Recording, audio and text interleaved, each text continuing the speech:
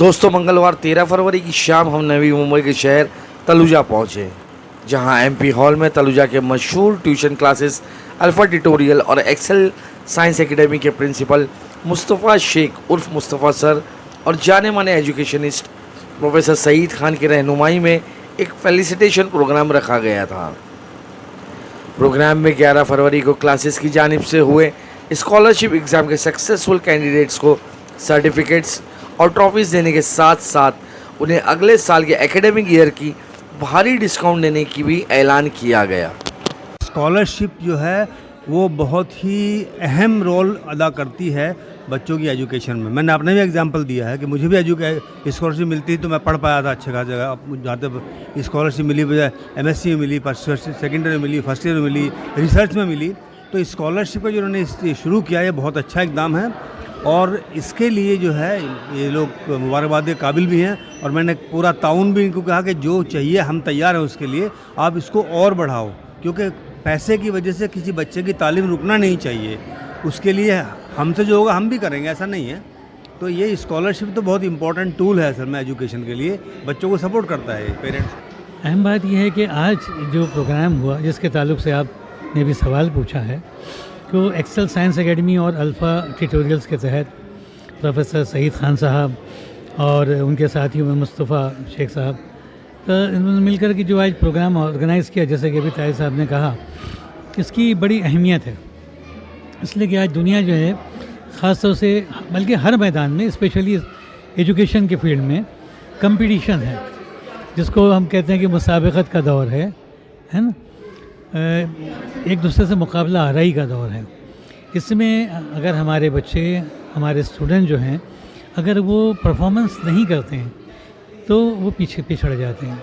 क्योंकि आज बड़ी अफसोसनाक बात तो ये है, बल्कि खुशी की बात भी हो सकती है बहुत से लोगों के लिए, लेकिन बहरहाल एक बात ये है कि आज का दौर जो है ना, उसे एक आम बोलचाल में अगर कहूँ तो ये गलत नहीं होगा कि आंकड़ों का दौर हो गया है।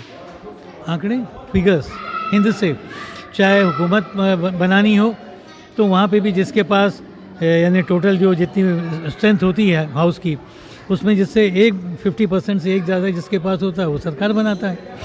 फ़र्क इतना ही सा होता है, एक सीट पीछे कम, एक या दो सीट पीछे कम होने की वजह से वो अपोजिशन में उनको बैठना पड़ता है। क्योंकि ये बच्चे थे, ये मौका नहीं था, इसलिए उसका हवाला नहीं दिया। लेकिन ये फैक्ट है, ज़िंदगी में यही हो रहा है। और हमारे बच्चों के साथ भी उनको मैंने कहा कि ये मैराथन जो भी मुनक़िद किया गया, ये रफ्तार के बच्चे उसमें दौड़े, उन्होंने इनामात हासिल किए।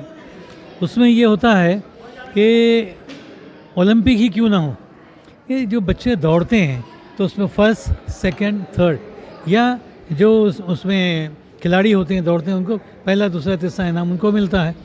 तो गोल्ड हो, सिल्वर हो, है ना, या कांसे पे पहुँचे वो, तो फ़र्क कितना होता है, इस पर गौर करने की बात है ये कि वो बहुत मामूली सा फ़र्क होता है, सेकंड्स का फ़र्क होता है टाइम में और फासले में। अगर डिस्टेंस में देखा जाए तो वो भी बहुत ही मतलब कम डिफरेंस होता है। तो मैं ये कहना चाहता हूँ, और मैंने ये ख़वातीन थी, बच्चों की जो माएँ थी, उनके जो पेरेंट्स हैं, बच्चों से भी मैंने यही कहा कि बेटा मेहनत तो करते हो, ज़रा सा चूक जाते हो उसके बाद पिछड़ जाते हो। एक ज़रा सी इतनी सी और मेहनत करते तो फर्स्ट होते, बराबरी में आ जाते थे।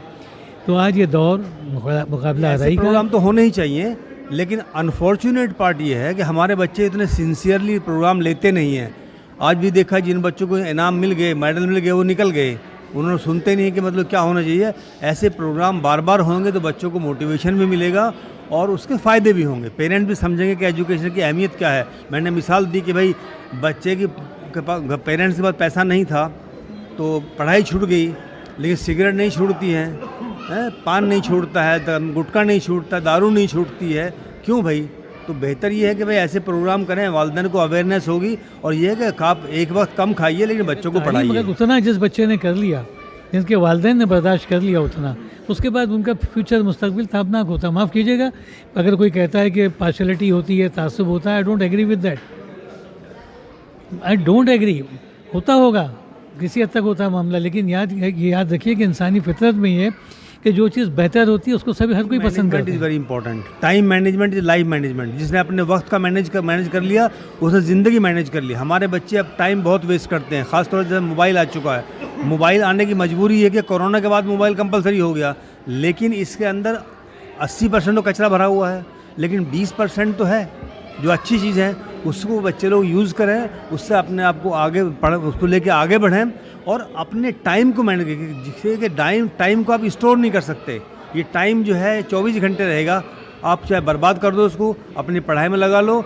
इसलिए मैं कहता हूँ कि उन लोगों को अपना गोल फिक्स करना चाहिए, टारगेट उनका होना चाहिए और अपने टाइम में उन्हें कम से कम ये है कि 18 घंटे उन्हें अपने मेहनत करनी चाहिए पढ़ाई में और 6-7 घंटे के अंदर अपने दूसरे काम, खेल कूद है, खाना पीना है, सोना है, उसमें रहना चाहिए। अदरवाइज़ हम लोग रेस में बहुत पीछे निकल जाएंगे, दुनिया की रेस में। आखिर में अपनी बात अपने ही एक शेर पर ख़त्म करना चाहूँगा कि क्योंकि ऐसे मौके आएंगे कि लोग इधर जहन भटकेगा, इधर जाएगा और लोग गलत डायरेक्शन में जा सकते हैं। तो सही दिशा और सही दशा में अगर काम होगा तो उसके बेहतर नताज बरामद होंगे। तो मेरा अपना एक शेर है कि कागज़ के फूल रास्ता रोकेंगे आपका, कागज़ के फूल रास्ता रोकेंगे आपका, खुशबू जिधर बुलाए उधर जाइएगा आप। मैम, आज जो आपको जो स्कॉलरशिप कॉम्पिटिटिव एग्ज़ाम हुआ था उसमें आपको स्कॉलरशिप मिली है, 80% मार्क्स आपके आए थे और आपको 80% डिस्काउंट भी दिया गया है फीस में, कैसा लगा? मुझे बहुत अच्छा लग रहा है और मैं बोलना चाहती हूँ सब बच्चों को कि ऐसे कॉम्पिटिटिव एग्ज़ाम दिए करें क्योंकि वो उनके फ्यूचर के लिए अच्छा होता है। बहुत बच्चे होते हैं जिनकी फाइनेंशियल कंडीशंस अच्छी नहीं होती, तो वो बच्चों का क्या है कॉम्पिटिटिव एग्ज़ाम से जैसे मुझे स्कॉलरशिप मिली, मुझे 80% डिस्काउंट मिला, तो उतने मेरे पैसे बच गए, तो वो मैं कोई और चीज़ में इन्वेस्ट कर सकती हूँ। तो वैसे ही सब बच्चों से रिक्वेस्ट है कि प्लीज़ आप लोग भी कॉम्पिटिटिव एग्ज़ाम दिया करें। I am Bas Saqib Rizvi from 10th standard. Myself Mohammad Khizr Qureshi. Myself Sheikh Mohammad Zahid. आज जो कॉम्पिटिटिव एग्ज़ाम हुआ था इसमें आपको स्कॉलरशिप मिली है, मिलने के बाद में कैसा फील हुआ? अच्छा फील हो रहा है, मतलब और क्या, मेहनत की थी, रिजल्ट आया। आपने जो कॉम्पिटिटिव एग्ज़ाम थी इसकी तैयारी किस तरीके से?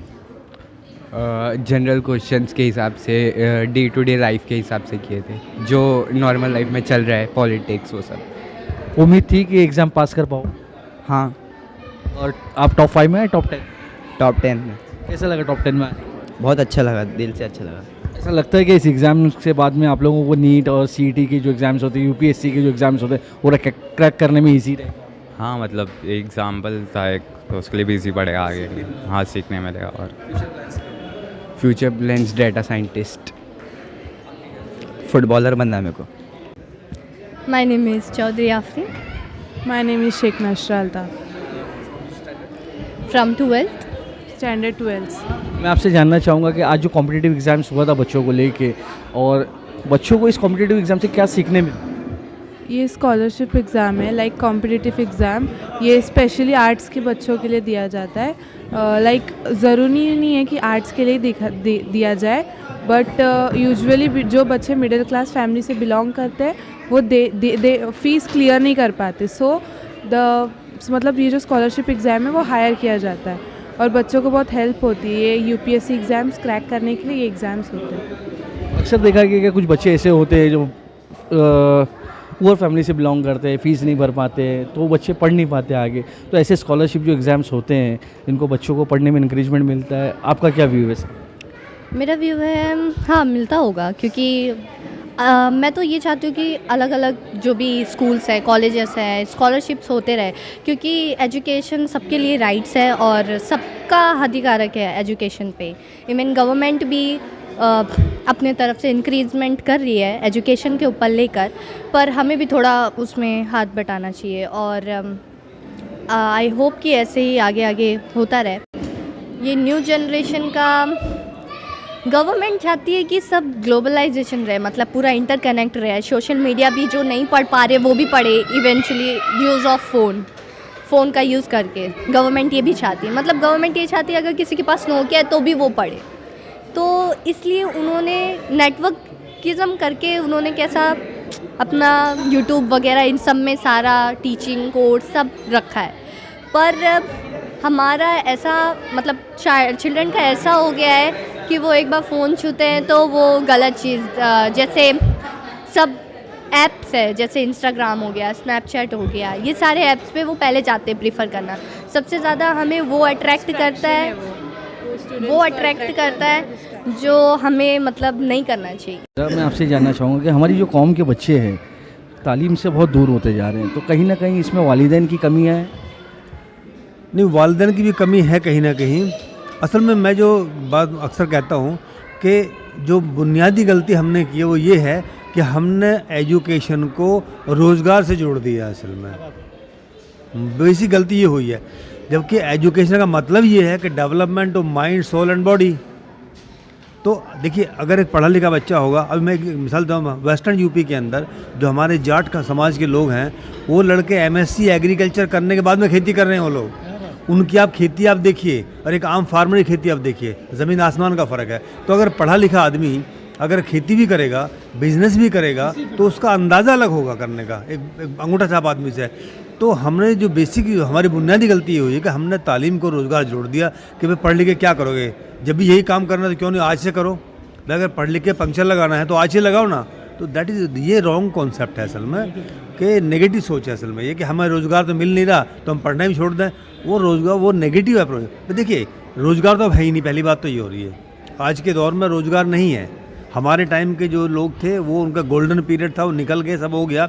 आज नहीं है, तो अभी कुछ रास्ता निकालना पड़ेगा, क्योंकि ऊपर ने पेट लगाया वो काम तो करना पड़ेगा इसका। तो उसके लिए हमने जो है एजुकेशन लेके, अच्छी एजुकेशन लेके और अपने आप को अच्छे से समाज में पेश करना कि देखो मैं भी पढ़ा लिखा इंजीनियर हूँ, लेकिन मैं अपना काम कर रहा हूँ, I am not bother about the jobs and all. तो ये हमारी बेसिक गलती हुई है कि हमने एजुकेशन को रोज़गार से जोड़ दिया। ये बेसिक गलती हुई है कहीं ना कहीं, चाहे वालिदैन ने की हो या कराई गई हो, ये नहीं मैं कह सकता भाई ये गलती हो गई है। ये तो उसे निकालना पड़ेगा कि नहीं, रोज़गार से एजुकेशन का कोई ताल्लुक़ नहीं है।